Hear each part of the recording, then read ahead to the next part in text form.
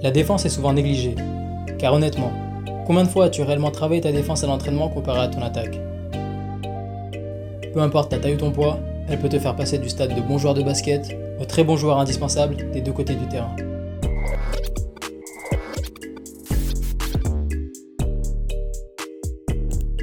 La défense ne se passe pas que lorsque tu joues ton match, mais bien avant. Elle commence quand tu fais des séances vidéo sur tes prochains adversaires, pendant ton échauffement, ou même lorsque tu es sur le banc. Profite de ce temps pour analyser le style de jeu de ton adversaire, s'il est droitier ou gaucher, les moves qu'il fait souvent, ses points faibles et ses points forts. Et dès que tu rentres sur le terrain, ne subis pas la pression offensive de ton adversaire. Son agressivité t'aidera à être en rythme pour bien commencer ton match. La défense est une confrontation physique, mais aussi mentale. Et il faut bien que tu aies en tête que ton adversaire ne doit pas te battre en 1 contre 1. Impose-lui tes choix par ton placement et ton agressivité défensive. Je ne vais pas m'attarder trop longtemps sur la position défensive, mais c'est important de savoir comment te placer face à ton joueur pour pouvoir être plus efficace. Ne défends surtout pas sur les talons. C'est le meilleur moyen de tomber. Utilise l'avant de ton pied pour être en contrôle et réactif. Si tu utilises tout ton pied, tu seras moins rapide. Garder tes mains actives est la chose la plus importante. Coupe les lignes de passe, fais graviter ta main autour du visage de ton adversaire ou du ballon. Ça va déstabiliser ton adversaire.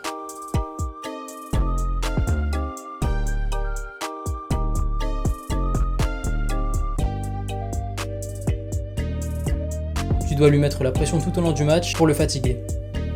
Et le mettre en difficulté pour placer ses systèmes ou même tout simplement pour dribbler.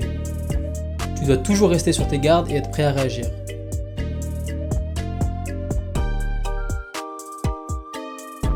Il faut que tu sois plus bas sur tes appuis que ton adversaire, afin d'être plus mobile. Ton centre de gravité sera plus bas, tu seras donc plus stable et plus réactif sur tes appuis.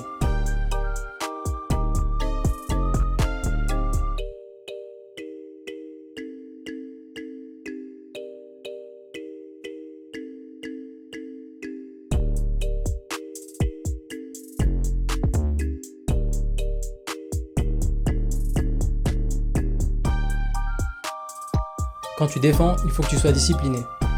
Ne quitte pas les pieds du parquet tant que la balle n'est pas en l'air. Et lorsque ton adversaire tire, lève un bras sur le shoot, de préférence celui qui est le plus proche du ballon. La deuxième étape, la défense homme à homme. La meilleure façon d'arrêter un bon joueur, c'est de ne pas le laisser toucher le ballon. Et si tu y arrives, tu limiteras considérablement son impact sur le match. Et si ton adversaire arrive quand même à avoir le ballon, force-le à faire la passe. Pour ne pas faire de faute et occuper plus d'espace, garde au moins un bras en l'air et n'essaye pas d'intercepter tout le temps la balle. Une bonne défense n'est pas forcément intercepter le ballon directement dans la main de ton adversaire, mais parfois gêner le défenseur pour qu'il la perde tout seul. Avec les déplacements latéraux, anticipe la course de ton adversaire en le bloquant à l'aide d'un contact avec ton torse.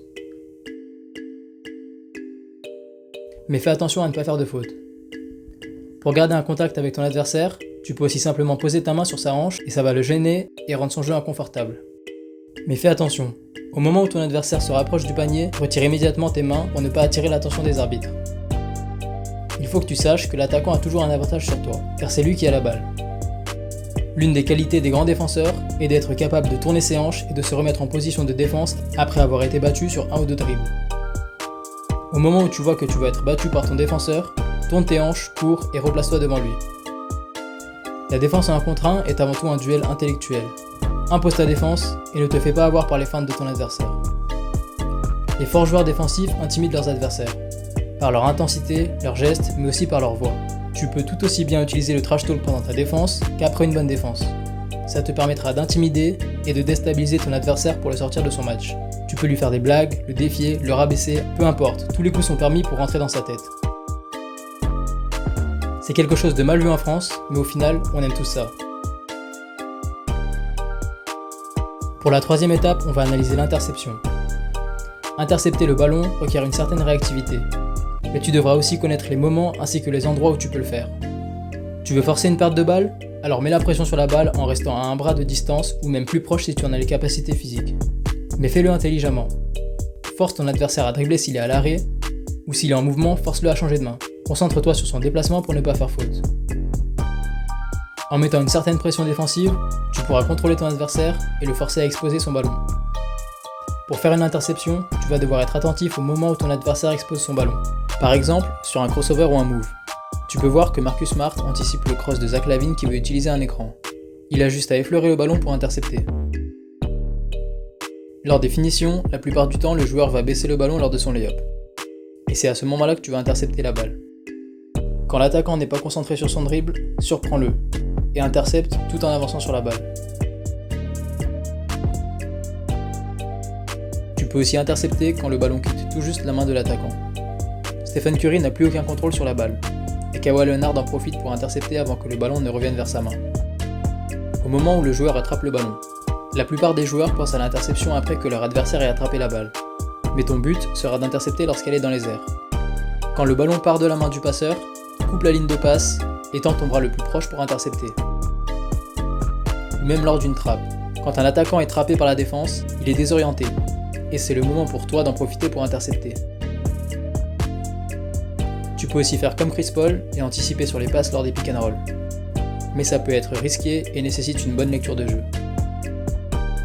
En développant ton QI basket et ta lecture de jeu, tu auras plus de facilité pour intercepter et anticiper les systèmes et les passes adverses. Mais je vais t'expliquer ça plus en détail lors d'une prochaine vidéo. Pour finir, tu dois y mettre du cœur. Et sans cette énergie et cette envie de défendre, tu ne seras pas efficace. Ne vois pas la défense comme une corvée, mais plutôt comme un challenge. Et ça, tous les plus grands défenseurs l'ont compris. Comme d'habitude, n'hésite pas à me dire si tu as aimé la vidéo, et dis-moi quelle vidéo pourrait t'intéresser pour la semaine prochaine. Si tu veux apprendre plus de choses, abonne-toi à ma page, like et follow-moi sur Instagram.